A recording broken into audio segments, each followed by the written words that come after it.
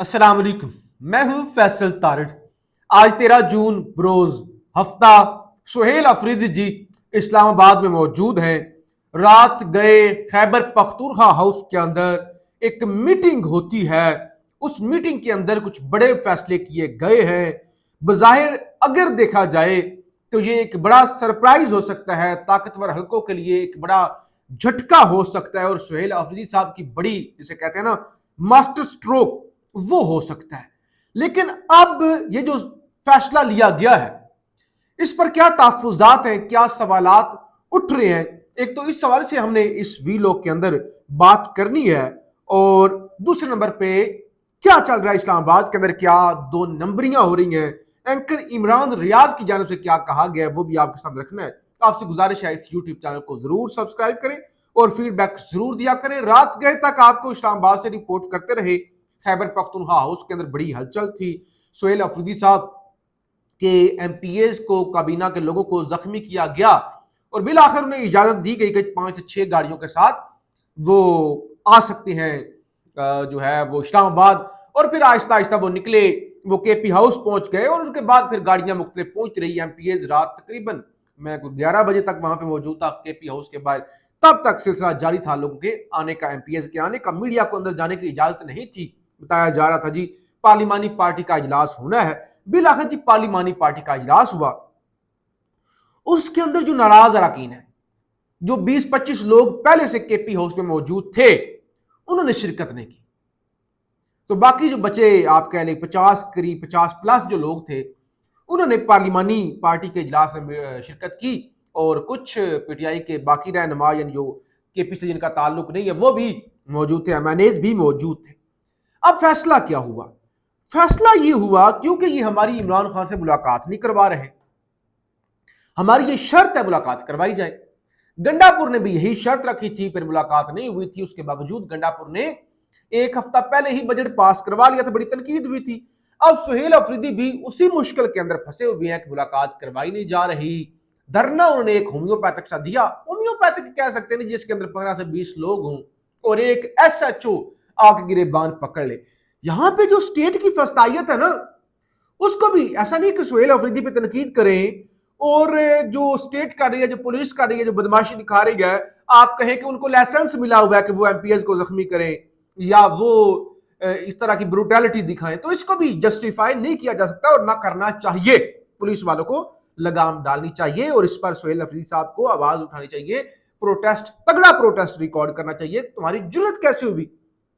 बहरहाल ये सुहेल अफरीदी साहब का काम है। मैं बतौर सहाफी तो जाके पुलिस का गिरेबान पकड़ नहीं सकता। हाँ, बात कर सकता हूं, आवाज उठा सकता हूं, गिरेबान तो मेरी जुर्रत ही नहीं है जी। अगर एक सिटिंग वजीर आला कुछ नहीं कर सकता तो मेरे जैसा एक आम टुच्चा सा सहाफी क्या ही कर सकता। अच्छा जी, बहरहाल फैसला ये हुआ कि 3 महीने का बजट पास कर लेते हैं, 3 महीने का बुरी बजट, और बाकी बजट पास नहीं करते। वो भी बजट के अंदर तनख्वाहें शनख्वाहें वाला जो मामला जरूरी होता है वो कर लेते हैं, बाकी इमरान खान की मुलाकात से मशरूर। अच्छा ठीक है, ये अच्छी बात है। एक सुहेल अफरीदी साहब के लिए भी फेस सेविंग है और बाकियों के लिए भी। मुलाकात नहीं करवा रहे, सुहेल अफरीदी साहब बजट मंजूरी है, जितनी मजबूरी है उतना वो मंजूर करा रहे हैं, ठीक है, तो वो बात समझ आती है। लेकिन असल बात ये है, ये खैबर पख्तूनख्वा के जो सहाफ़ी हैं लिहाज अली, ये कह रहे हैं खैबर पख्तूनख्वा का सिर्फ 3 माह का बजट पेश करने का फैसला कहते हैं इस अमल से वफाक दबाव में आएगा, कानूनी मुशावरत के बाद हतमी ऐलान होगा। लेकिन वो कहते हैं कि भाई कोई वफाक दबाव में नहीं आएगा, कि तुम, अगर आपको लगता है ना कि 3 माह का बजट पास करवा लेंगे तो वफाक दबाव में आएगा। वफाक तब दबाव में आएगा जब आपसे वो जितने पैसे की मांग करें, डिमांड करें, वो आप नहीं देंगे। यानी वो आपसे कह रहे हैं ना कि ये वाला बजट सूबों को इतने पैसे, जो सूबे इतने वफाक को दे, अगर आप वो नहीं देंगे जो 100-150 अरब है, तो फिर तो वो दबाव में आ सकते हैं, वरना तो आप अपने नुकसान करेंगे। देखे ना, मैं आपके सामने रोज वीलॉग करता हूं ना, ठीक है, मैं अभी कहता हूं आपको कि भाई मैं भूख हड़ताल कर रहा हूं, आपको क्या फर्क पड़ेगा? आपको क्या फर्क पड़ेगा? या मैं कहता हूं कि भाई आइंदा से मैं रोटी नहीं खाऊंगा, मैं जो है वो सिर्फ दही खा के गुजारा करूंगा, या सालन खा के गुजारा करूंगा, या केक खा के गुजारा करूंगा, या केक भी नहीं खाऊंगा, यानी पोषण कम कर दूंगा। आप कहेंगे जहन्नुम में जाओ, जो मर्जी या खाओ, हमें क्या, लस्सी पियो। नहीं, आपको क्या फर्क पड़ता है जी? क्या फर्क पड़ता है? मेरा अपना नुकसान है ना, न्यूट्रिशन पूरे नहीं होंगे, दिमागी मरीज बन जाऊंगा, वीडियो पे आके अजीब अजीब हरकतें करूंगा। बहरहाल छोड़ दे इस बात को, लाइटर नोट पे एग्जांपल जैसे दे रहा हूं। आप अपना नुकसान कर रहे हैं। जिनको टफ टाइम आपने देना है उनको टफ टाइम दे भाई, अपना और अपने सूबे का नुकसान कर क्या मिलेगा? सोशल मीडिया में बहरहाल पीटीआई वाले लिख रहे हैं, मैं जरा उनके तहफुजात आपके सामने रख देता हूं। कहते हैं सुहेल अफरीदी ने अच्छी खासी मोबिलाइजेशन का सिलसिला खत्म कर दिया, यानी अच्छी खासी मोमेंटम बन गया था, लोगों ने उम्मीदें जोड़ ली थी अफरीदी साहब से। महीनों तक सुहेल अफरीदी अडियाला नहीं गए, असम्बली में कोई कानून मंजूर नहीं करवाया, कोई तहकीकाती कमीशन नहीं बनाया, इमरान खान की बेनाई के मसले पर खुद साख्ता मैसूरी का ड्रामा किया, अच्छा खासा वक्त लेकर उसे जाया कर दिया।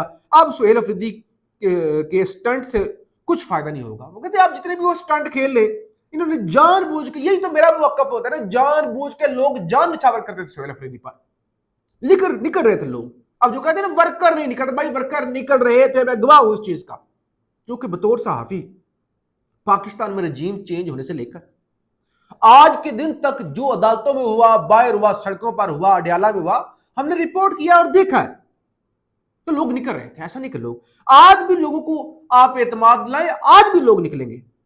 अच्छा, बहरहाल ये जो फैसले हुए और हुकूमत बहरहाल घबराई हुई है। आज सुहेल राइस साहब ने दोबारा कॉलम लिख दिया है, उन्होंने कहा मैं, आप मुझ पर गुस्सा कर रहे हैं कि यह हुकूमत जा सकती है, यह हुकूमत नालायक है, यह हुकूमत मैशत में तबाह हो गई है, तो आप मुझ पर गुस्सा करें, लेकिन हकीकत यही है कि यह हुकूमत नहीं चल रही और इस हुकूमत ने मुल्क का बेड़ा जो है वो गर्क कर दिया है। जाहिर है इस तरह की सूरत हाल में जब बजट शेयर होता है, ताकतवर हल्के भी कहते हैं कि जरा आप इनको दबाएं ताकि वो जरा बजट शेयर जो है वो जरा अपनी मर्जी का जो है वो पास करवा लिया जाए। और अभी भी वो पीटीआई को भी लारे दे रहे हैं कि जुलाई जून निकालो, जुलाई के अंदर तुम्हारे लिए सहूलियात होंगी, मुलाकातें होंगी, ये होगा वो होगा।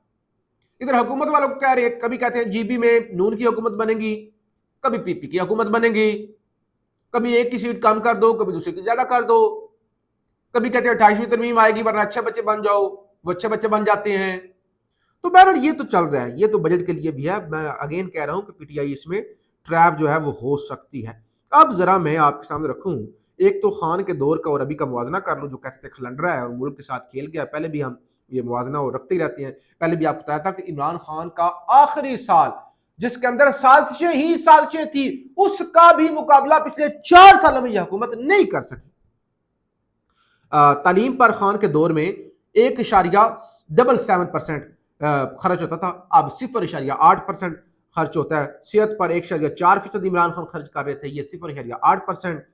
इमरान खान के दौर में खिदमात का शोबा जो था वो 6.2% पर था, अभी 4% पर है। सनत का शोबा इमरान खान के दौर में 7.2% पर था, अभी 3.5 पर है। शरह नमू 6.1% थी, यानी जीडीपी ग्रोथ अब 3.7 है। अच्छा, इसी तरह जो है ज़राअत 4.4 पर थी, अब 2.8 पे आ गई, बेड़ा गर्क हो गया है। इसी तरह बड़ी सनतों की पैदावार 10.4% थी, अब 6.11% है, बेड़ा गर्क हो गया है। और रिकॉर्ड कर्जे इन 4 सालों में पाकिस्तान की 70-78 जितनी भी क्या तारीख है उसका रिकॉर्ड कर्जा और रिकॉर्ड टैक्स लिया गया है।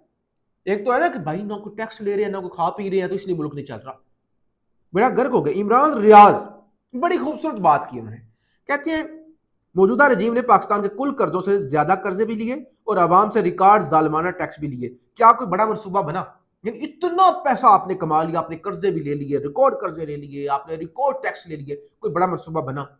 अगर बना है तो बता दे। कोई डैम मुकम्मल हुआ हो कि भाई मुल्क की जरूरत के लिए डैम बना रहे थे इसलिए कर्जा लिया? कोई आवाम को रिलीफ मिला हो? नहीं मिला। कोई लंबी जंग या कोई इलाका फतह हुआ हो कि आप कहें कि जंग की वजह से कोई इलाका हमने फतह कर लिया, इस वजह से कुर्बानी दी है? नहीं। तो फिर ये अरबों डॉलर कहां गए? ये इमरान रियाज जो आर्मी चीफ से भी सवाल पूछ रहे हैं, शहबाज शरीफ से भी सवाल पूछ रहे हैं कि फिर ये किधर गए? आप तो मुल्क संवारने के लिए आए थे, आपने मुल्क को कब्रिस्तान बना दिया। कब्रिस्तान से मुराद भाई ये खामोशी जो आवाज उठाता है उसको खामोश करवा दिया जाता है। खामोशी तो कब्रिस्तानों के अंदर होती है। तो आपने कब्रिस्तान बनाकर क्या हासिल कर लिया? उल्टा कोई एक तरक्की डेवलपमेंट दूर दूर तक हुई नहीं, फिर इतना पैसा गया किधर? फीडबैक जरूर दीजिएगा। पाकिस्तान जिंदाबाद।